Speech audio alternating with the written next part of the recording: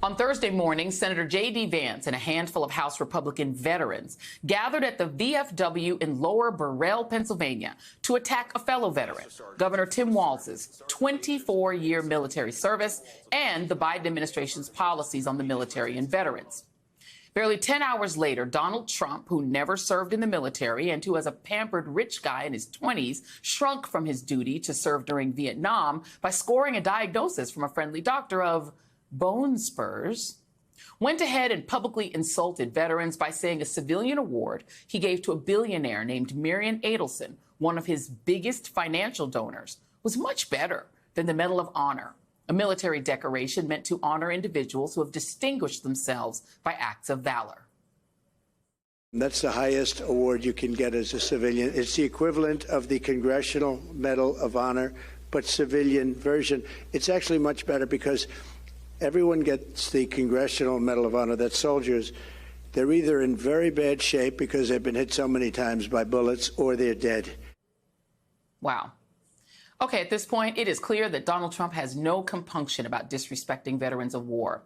He has repeatedly denigrated their service and insulted their sacrifice. Here is just a small sample of his ugly, repulsive attacks.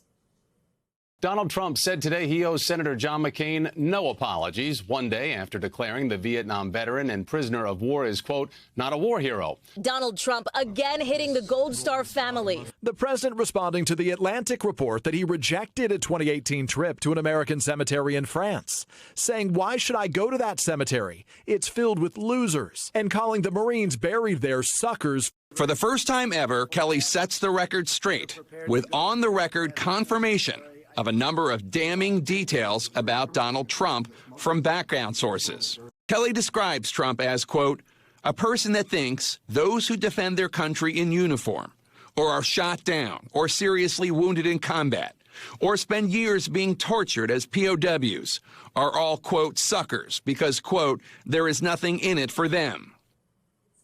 What he said yesterday was the public confirmation of the private reports of what he said behind veterans' backs. The Harris-Walz campaign issued a statement slamming Trump's comments, writing, Donald Trump knows nothing about service to anyone or anything but himself. We owe it to our service members, our country, and our future to make sure Donald Trump is never our nation's commander-in-chief. Joining me now is John Soltz, Iraq War veteran and co-founder and chairman of Vote Vets. I don't even have a question, John. I'm just going to let you respond to what Donald Trump said.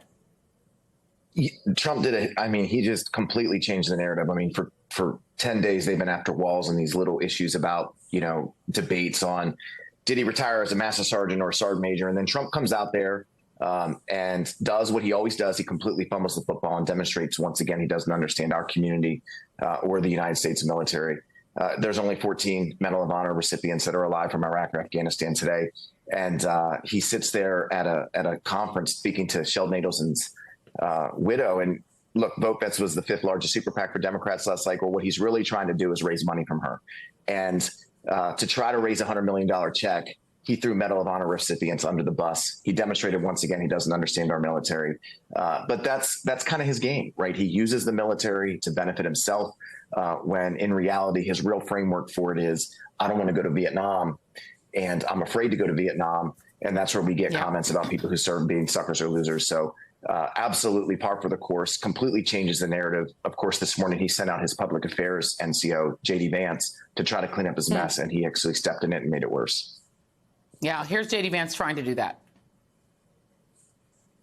This is a guy who loves our veterans and who honors our veterans. I don't think him complimenting and saying a nice word about a person who received the Presidential Medal of Freedom is in any way denigrating those who received military honors. They're two different awards.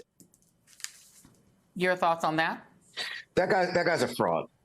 Okay, that guy's a fraud because he's a public affairs non-commissioned officer. That's great. Totally respect his service, but he's a fraud because any veteran that can stand with a man who's consistently disrespected, John McCain for getting shot down, Khizr Khan for defending his son's, legacy at a speech, calling veterans suckers and losers.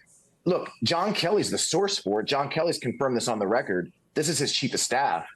And continually defending and trying to say that he didn't say these things. Then, of course, he goes out and trashes basically the Medal of Honor so he can raise a super PAC check. And if you're going to be a veteran and you're going to go out there and stump for this guy, you have to ask yourself, are you a fraud? J.D. Vance is a fraud because he sold out every member of the military and every veteran in this country. And he sold his soul to someone who, basically unleashed the biggest attack on this country in January 6th that we had seen since 9/11. It's absolutely preposterous. And it makes me completely not like him, not just politically, but as a person and as a veteran. I just don't respect him because he's giving this guy cover when he should be denouncing him.